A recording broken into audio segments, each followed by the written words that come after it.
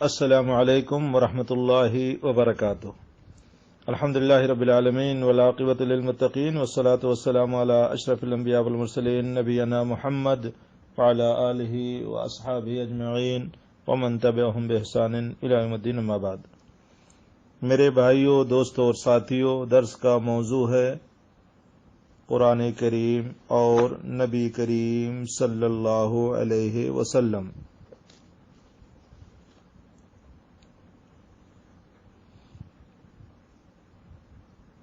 قرآن کریم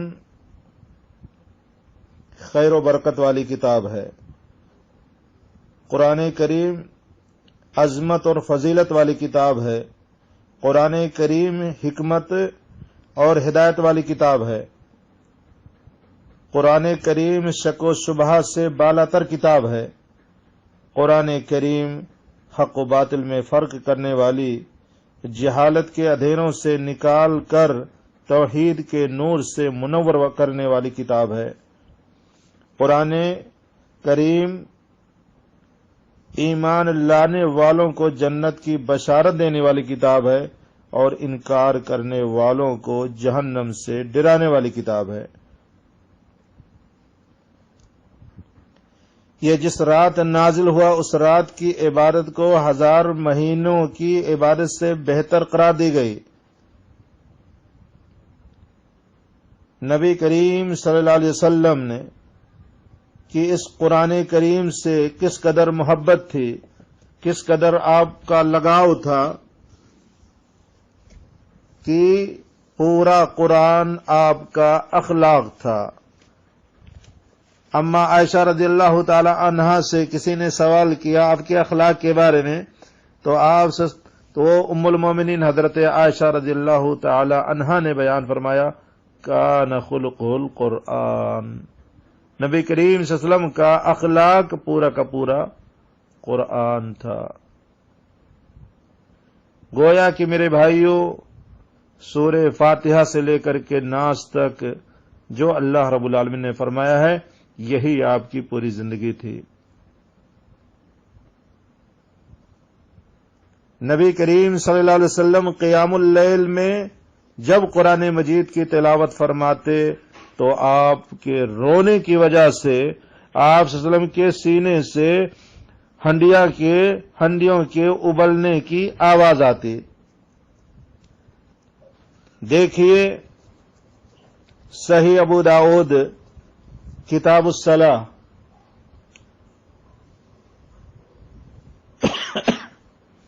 حضرت مطرف اپنے باپ سے روایت کرتے ہیں کہ انہوں نے کہا کہ میں نے نبی کریم صلی اللہ علیہ وسلم کو نماز پڑھتے دیکھا کہ آپ صلی اللہ علیہ وسلم کے سینے سے رونے کے سبب ہنڈیاں کے ابلنے جیسی آواز آ رہی تھی۔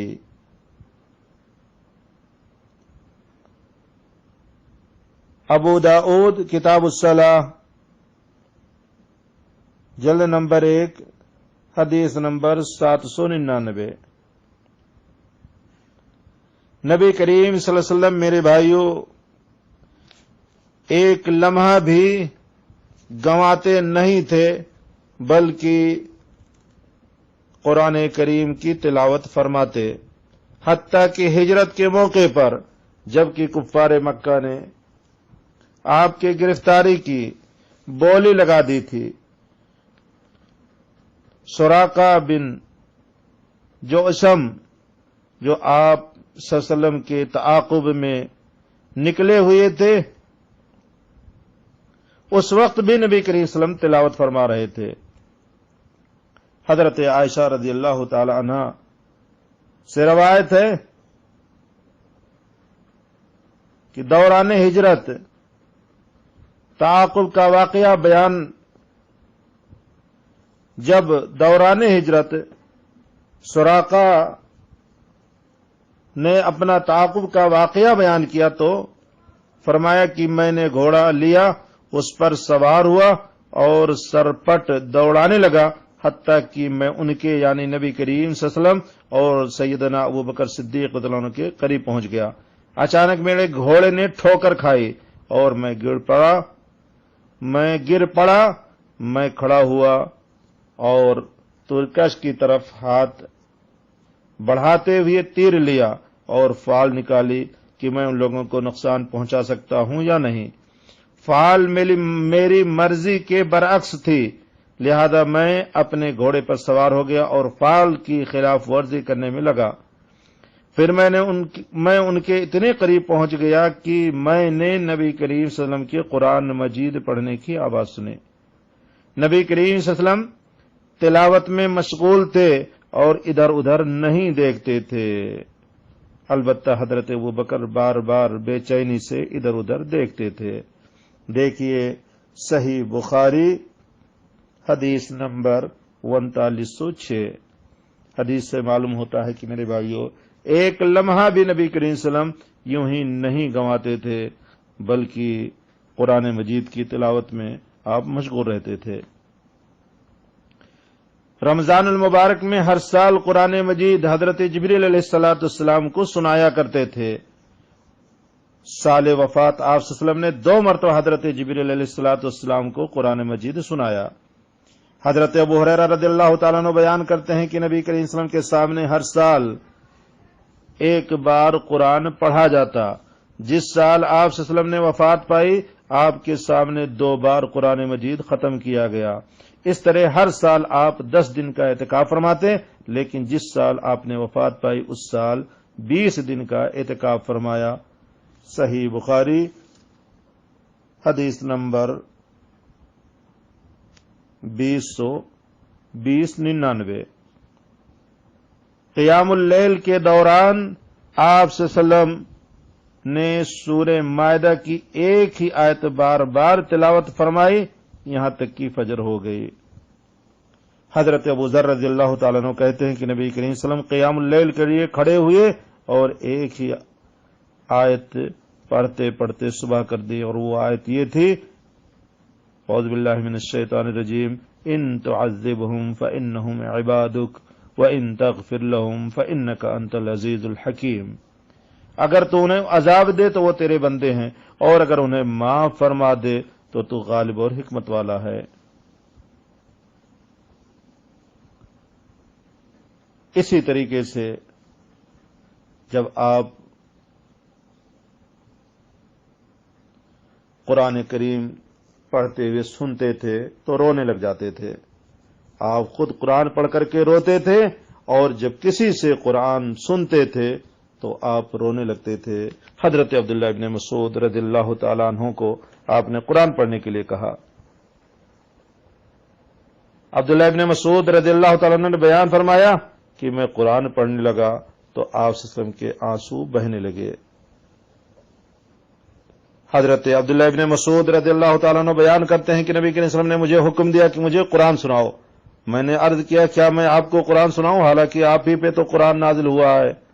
آپ صلی اللہ علیہ وسلم نے فرمایا میں دوسروں سے قرآن مجید سننا پسند کرتا ہوں۔ میں نے آپ کے سامنے سورہ نساء پڑھنی شروع کی۔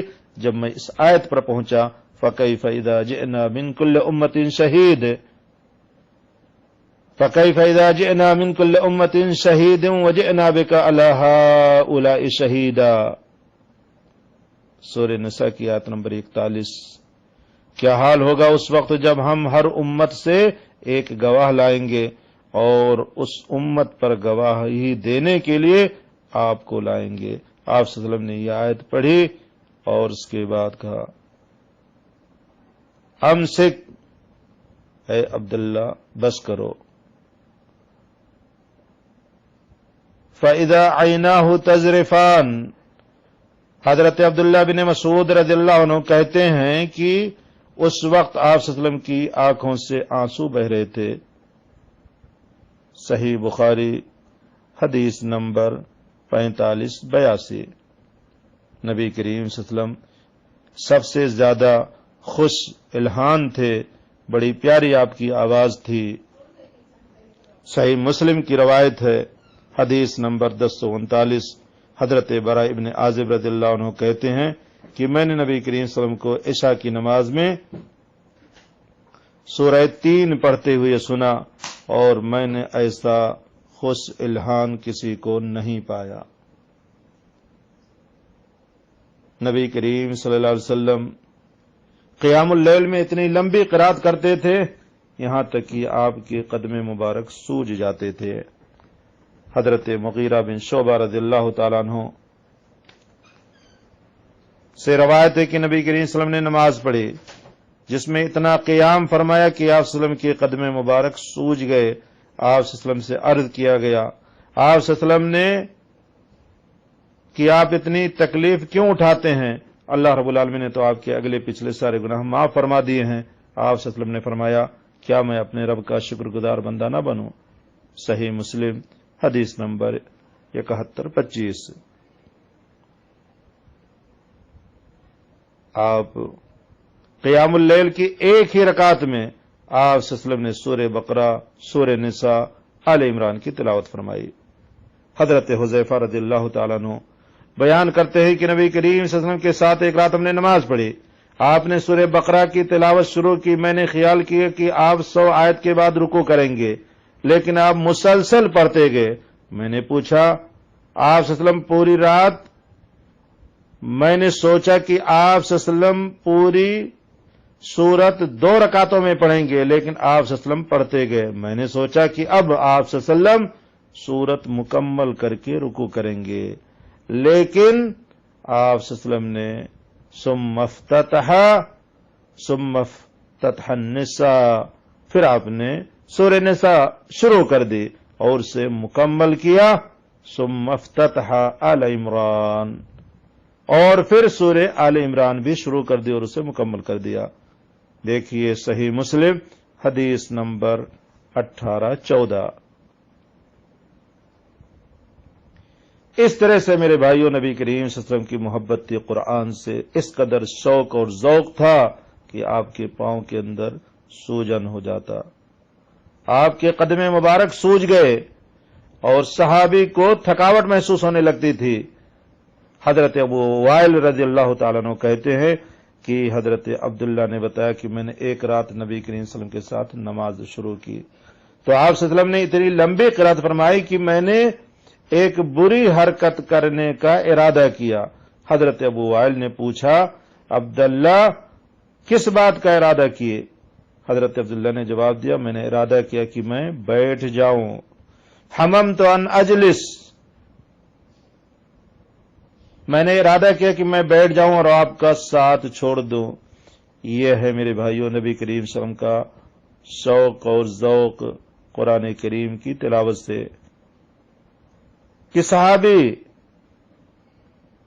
کے دل کے اندر یہ خیال پیدا ہوا کہ میں آپ کا ساتھ چھوڑ کر کے بیٹھ جاؤں، لیکن آپ نے پڑھتے جا رہے ایک ہی رکعت میں سورہ بقرہ، سورہ نساء، سورہ آل عمران۔ یہ تھی آپ صلی اللہ علیہ وسلم کی محبت، یہ تھا آپ صلی اللہ علیہ وسلم کا قرآن کریم سے لگاؤ۔ اللہ رب العالمین سے دعا ہے کہ پروردگار ہمیں اپنے حبیب صلی اللہ علیہ وسلم سے محبت کرنے اور آپ سے محبت کرنے کی توفیق نصیب فرمائے۔ وآخر دعوانا ان الحمدللہ رب العالمین۔